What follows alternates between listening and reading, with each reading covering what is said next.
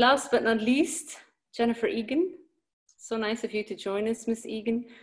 How have you actually been doing living in a country? I'm going to come back to the lockdown because I think your country has been especially hard hit by the virus, right? Yes. Well, we have no leadership at the national level, so it's very hard to coordinate any kind of response. And New York, where I am, was hit very, very hard. I had COVID. Many people I know had it. But you know, in New York, we actually have a very strong governor who took very careful measures. So we are now among the lowest in the country. And in fact, we have now imposed a quarantine on the rest of America if they come to New York. So it's crazy times here in America. You know, it turns out you actually do need a leader. It doesn't work when you don't have one. Mm-hmm. I hope it was not too serious. You seem very healthy and fine now. Yeah, I'm fine. It was 3 weeks. I had it in March, and I did not have breathing trouble, so I didn't have to go to the hospital. But you know, it was everywhere. I mean, we had no testing, so we thought we had no cases. But at the time that the quarantine started in New York, many people were getting sick, and I got sick the very first day of the quarantine. So that's a sign that the quarantine was too late. So, but I feel very lucky. I mean, you know, I know several people whose parents have died. We have a friend who was in the hospital for 3 weeks. I mean, everyone knows someone who had a person close to them die in New York. It's been that pervasive. Mm-hmm. I'm sorry to hear that. But even before lockdown, that death didn't spare you. I mean, you've had some really tough years when it comes to personal losses. Yeah, my brother, who I was very close to, committed suicide in June of 2016. In fact, the anniversary was just last week. So yeah, it's pretty recent. And while you lost him, you were working on Manhattan Beach, and you told me you would like to read a passage from that novel. Yeah, I'm going to read a short passage that is about, I should just mention that the person in this passage is in a diving suit at the bottom of New York Harbor at the time that this is occurring. Dexter seized the cord he'd come down on, looped his right arm and leg around it, and opened the air valve to inflate the diving suit. Sure enough, he began to rise as if by magic. For a euphoric moment, Dexter felt godlike. He was flying, floating, breathing underwater, all things a human could not do. A sense of blinding comprehension assailed him. Yes, he thought, and then cried it aloud, yes. An essential thing was clear to him at last, one that underlay everything else. He was gaining velocity, the diving suit ballooning uncontrollably as he flew up the rope, forcing his arms rigid so he couldn't touch the dials on the helmet or even hold the rope anymore. He hardly cared. He was too enthralled. Of course, he thought, distracted from the rocketing speed of his ascent by the need to seal in his mind the crucial thing he'd finally understood. Thank you. Thank you. Can you maybe explain how this relates to your experience with or your view on death? Well, I think it relates in a couple of ways. You know, Dexter Stiles, who is a gangster, this is happening to, has never actually deep sea dived before, but he has decided to put on a diving suit and go underwater to help search for a body, which is at the bottom of New York Harbor. And so he loses control as he's trying to come back up from the bottom. And he does something called blowing up, which means that the diving suit fills suddenly with air and he shoots to the surface. It's actually very dangerous. If you're holding your breath when that happens, you can get an air embolism, which can kill you. And at the minimum, you can get the bends, which can also be very serious. So what is actually happening to him is that his life, he is confronting death in some way.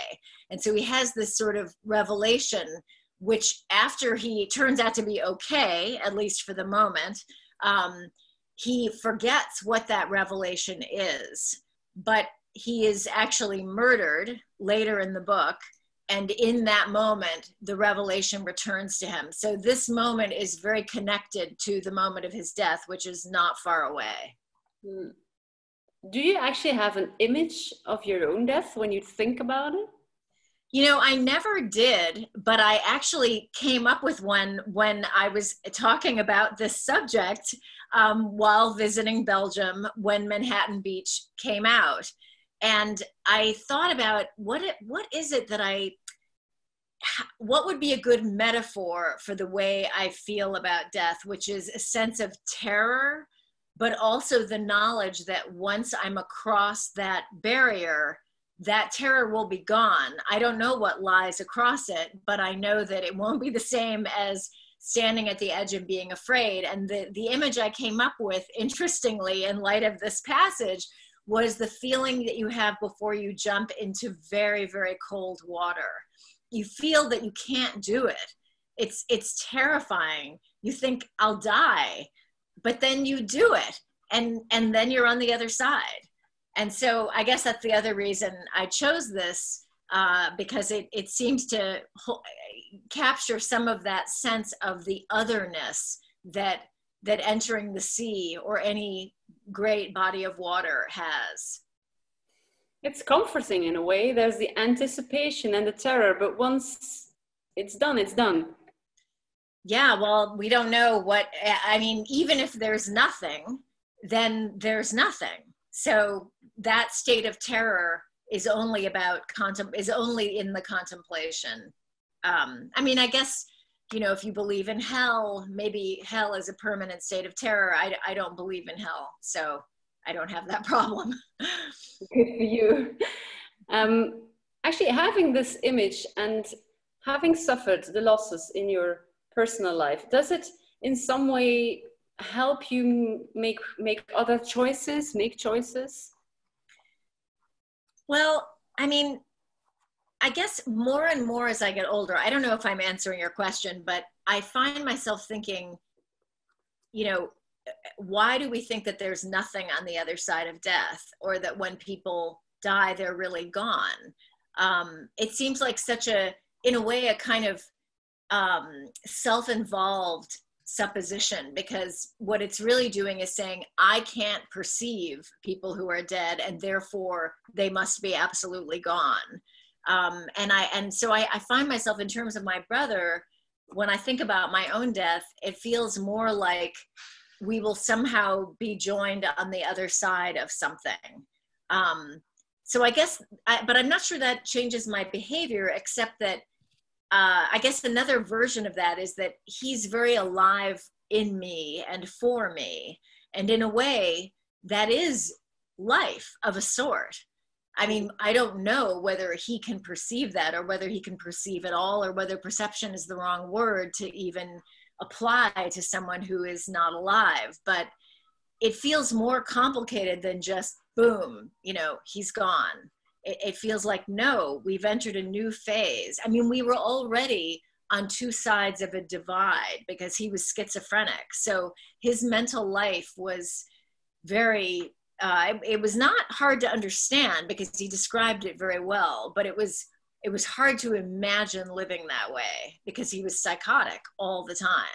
And if he took enough medication to stop being psychotic, then he was like a zombie. So he was in a terrible bind. And my experience of him as an adult was communicating across this chasm. And I guess it feels like the chasm has changed, but it's still a chasm dividing two people who really love each other.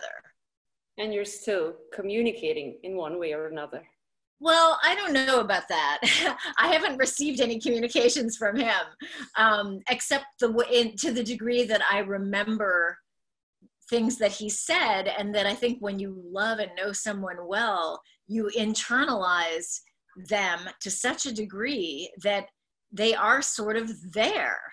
And I think about this with my children, that I just hope that I can be enough of a positive, loving presence and a voice telling them that they are loved, which I think is the most important thing to know in life. I just hope that by doing that, I will leave them with that voice, which is the closest thing we know as living people to having someone speak to us after they have died. I mean, and I should say, maybe other people have experiences that are more direct. I mean, I'm all for ghost visits, any of that. I look forward to that. I would love to be visited by ghosts, but it seems like the people who get visited by ghosts are the ones who don't want to be. I don't know why that is. But it definitely feels like it's more complicated than just people die and they're gone. And maybe the complication is that they're not gone for those of us who love them. Mm-hmm. But the fact that they are not gone, and the fact that we are aware of death and mortality, you told me something very beautiful about this when we had our conversation in Brussels, that this awareness of death can motivate us to make the right choices, to be kind and loving to others, as you say. I mean, I hope it doesn't take death to have that impact, but I think about this so much in America right now. I mean, we're just a country that is infused with hatred. You know, it starts at the top. We have a hateful and a hate-filled person spewing hate out into our country every day, all the time. And it brings out the hatefulness in other people. And all of it is obviously grotesque and all the things that you know watching us. But it's also just a huge waste of time.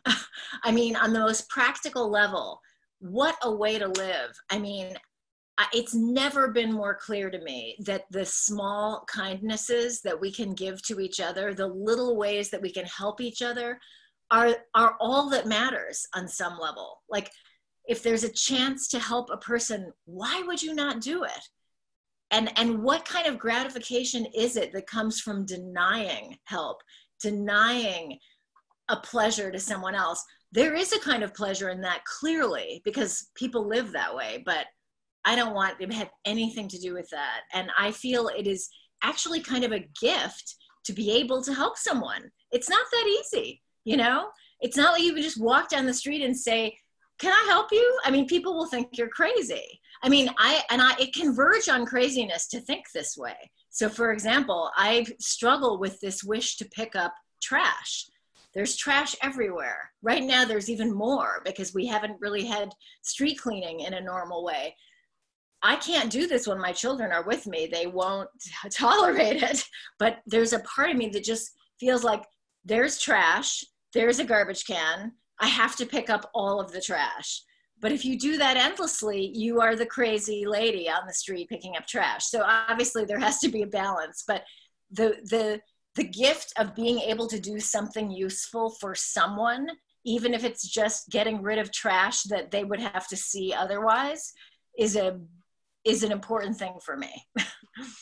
And I think these small kindnesses are a very inspiring note to end on. So thank you very much for sharing this with us and for being part of our book. It's a pleasure. It's so nice to see you again, even remotely. Likewise. Thank you very much.